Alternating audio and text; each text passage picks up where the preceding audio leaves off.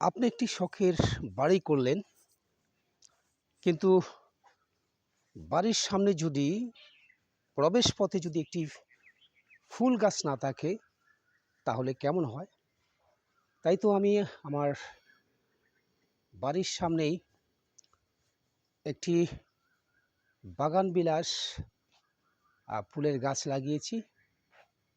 আলহামদুলিল্লাহ, এটি দেখতে যত সুন্দর, ঠিক তেমনি করে আমার বাড়ির সৌন্দর্যটাকে এই গাছটি আরও সৌন্দর্যকে বৃদ্ধি করেছে।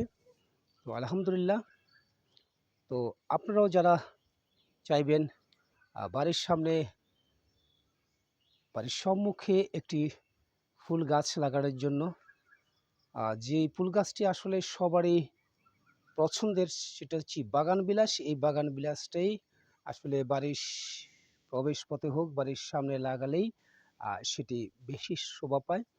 তারই সাথে যদি ব্যালকনির পাশে যদি আপনি অপরাজিতা ফুল গাছ লাগান, তাহলে সেটিও বাড়ির সৌন্দর্যকে আরও বৃদ্ধি করবে। আর দূর থেকে মনে হচ্ছে এটি হয়তো একটি জঙ্গল। আসলে জঙ্গল না, এখন মূলত ফুল তেমন নেই। ফুলের জন্য আবার নতুন করে তারা ফুল দেওয়ার জন্য তৈরি হচ্ছে।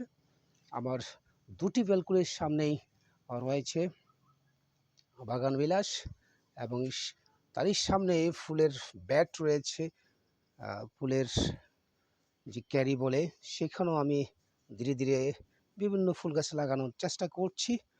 তারই সাথে যদি আপনি আরেকটু চেষ্টা করে বাড়ির সম্মুখ জায়গাটা যদি একটু ফাঁকা রাখেন, একটু মাঠের মতো ফাঁকা রাখেন, তাহলে এটি আরও সুন্দর হবে আমি মনে করি। কারণ অনেকে তারা কিন্তু বাড়ির সামনে গাছগাছালি দিয়ে পরিপূর্ণতা দিয়ে ফেলে, কিন্তু না, বাড়ির সামনে একটু ফাঁকা থাকবে। মাঝে মধ্যে আমি যখন আমাদের নাতি-পুতি, ছেলে সন্তানরা আসবে, বাড়ির সামনে খেলাধুলা করবে, বাড়ির সামনে আনন্দ ফুর্তি করবে। এটি হচ্ছে মূল কথা। আমার বাড়ি এই ঠিক সামনেই হলো এই যে অত্যন্ত ফাঁকা সুন্দর জায়গা, এবং বাড়ির একটু ডান পাশে কিন্তু আমি সরাসরি একেবারে অনেক লম্বা লাইন দিয়ে আমি ফুলের বাগান করেছি। ইতিমধ্যে আমি এই ফুলের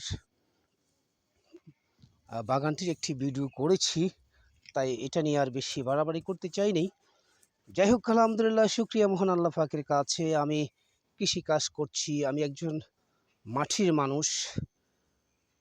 আমি পরিশ্রম করতে পছন্দ করি, কষ্ট করতে পছন্দ করি, এবং কষ্টের পরিসরে একটু আনন্দ করে, গান করে, হ্যাঁ, মজা করে, তারই সাথে একেবারে বাড়ির সামনেই লাগানো একটি আমরুপালি গাছ। যদিও এবার তেমন ফলন আসে নাই, তারপরে মহান আল্লাহ পাকের কাছে লাখো কোটি শুকরিয়া। যথেষ্ট যথেষ্ট যে ফলন এসেছে, যে এই ফলনগুলো দিয়ে আমি আমার ছেলে সন্তানদেরকে সন্তুষ্ট করতে পারবো ইনশাল্লাহ। যদিও সেটা বিক্রির উপযোগী হয় নাই, তারপরও শুকরিয়া।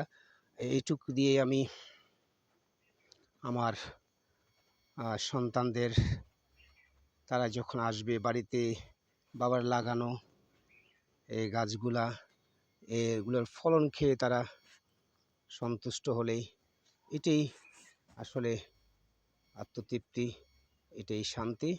ইনশাল্লাহ সবাই আমার জন্য দোয়া করবেন, আমি যেন আমার এই অবসর জীবনের সময়গুলো সুন্দরভাবে কাটাতে পারি। সবার সুন্দর, সুখী, সুস্বাস্থ্য জীবন কামনা করে আজকের মতো বিদায় নিচ্ছি।